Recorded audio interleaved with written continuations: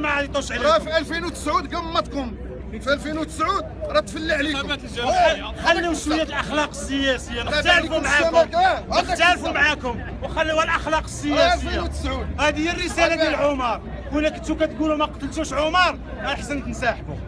القتل الحقيقي ديال عمر هو انكم تجيو ديروا الدوباج لدريس الشكر في اطار المزايدات. واليوم احنا بالوضوح حنا الشبيبه الاتحاديه، وحنا ابناء مدرسه عمر، وحنا الاتحاد الاشتراكي، وحنا المستقبل.